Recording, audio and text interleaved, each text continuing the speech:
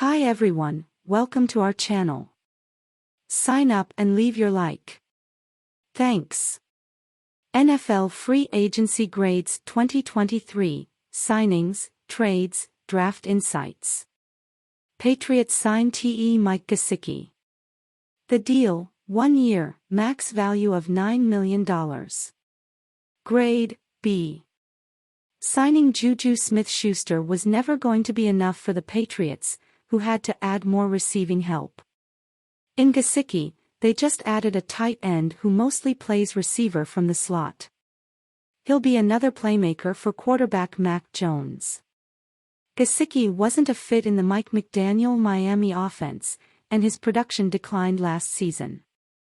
After recording more than 700 receiving yards in each of the previous 2 seasons and 1.8 and 1.6 yards per route run in those years, respectively, Gesicki managed just 362 yards and 1.1 yards per route run in 2022.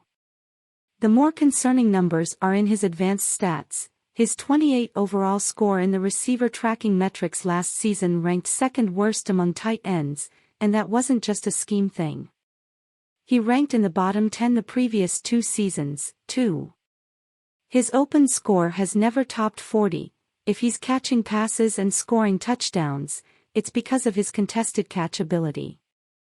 Still, the production the prior 2 years is at least intriguing, and I do still think having a receiving tight end is a good way to get around the fact that wide receivers are hard to come by, and the Patriots need them.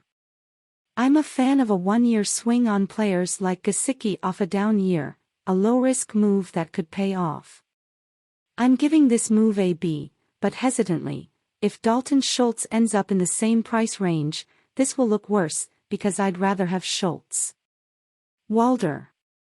What this means for the 2023 draft: the Patriots still have major holes at offensive tackle, cornerback and wide receiver. With 11 total draft picks, including number 14 overall, there are a few different ways they could go. They signed offensive tackle Riley Reiff, but that shouldn't keep them from targeting the position in rounds 1 or 2.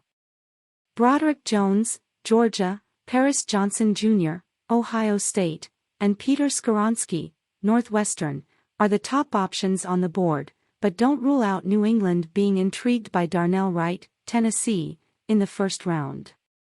It also could wait until day 2 to draft a tackle.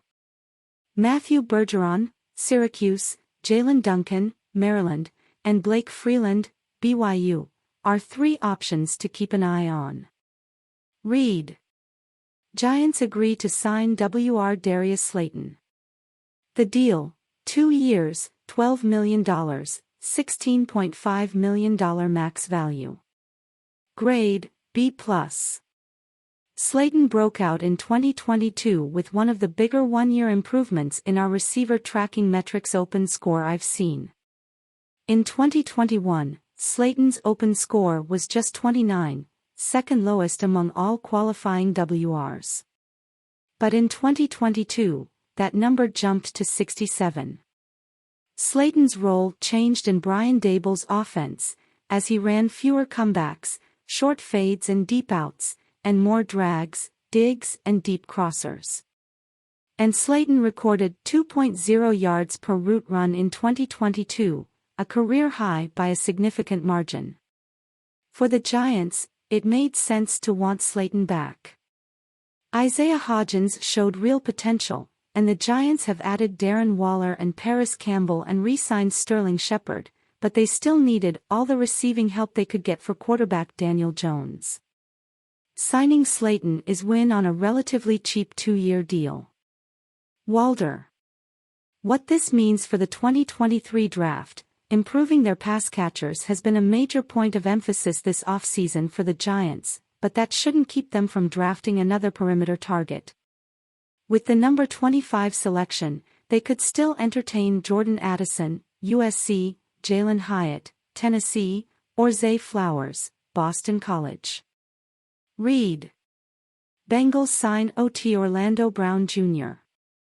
The deal, 4 years, $64 million, $43.5 million guaranteed. Grade, A.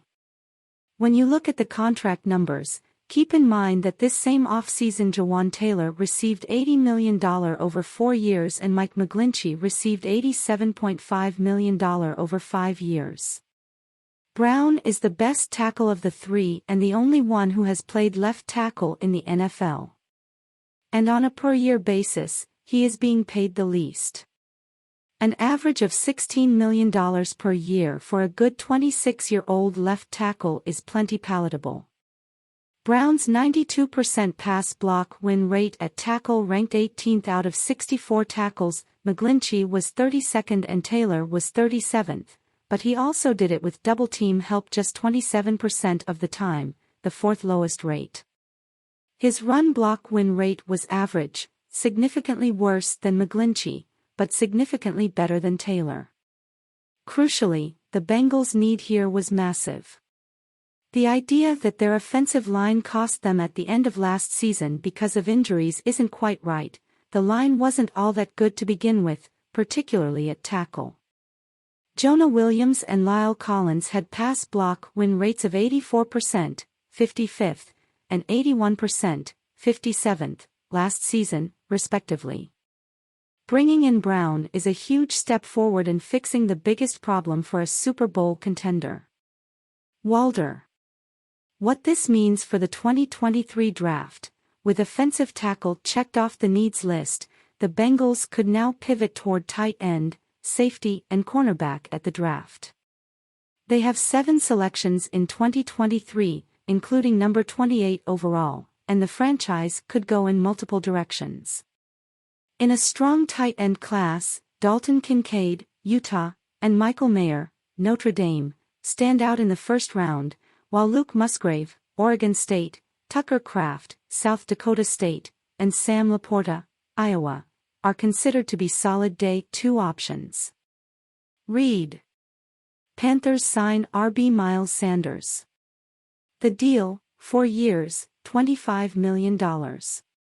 Grade, C. On the surface, Sanders looks like an efficient running back, averaging 5.0 yards per carry over his 4-year career. But playing on the Eagles, who ranked second in run block win rate last season and have a rushing QB in Jalen Hurts, helps boost those numbers. Using NFL Next Gen Stats expected rush yards, a model based on the positioning and movement of every player at the time of handoff, we can see he's just okay and not exceptional. Sanders has averaged 0.4 yards over expectation per carry in each of the past 3 seasons. That's not terrible, but it's half of what Dante Foreman, 0.8, achieved with the Panthers last season. Foreman will almost surely get paid less than this. Paying $6.25 million per year on a 4-year deal is not a huge amount of money in general, but it's all relative. Sanders just doesn't add a ton of value over players who can be had for cheaper. If Carolina is paying for last year's touchdown total, 11, that is a mistake. Walder. What this means for the 2023 draft, the Panthers need offensive help, and Sanders helps, but continuing to add playmakers is a high priority. After trading up for the number 1 overall pick, the Panthers still own 6 selections and have holes at quarterback, receiver, and tight end. Carolina will take a signal caller at the top of the draft and then could look to address its gaping hole at wideout down the board. Josh Downs, North Carolina, Rashee Rice, SMU, and Cedric Tillman, Tennessee, could be possibilities. Read.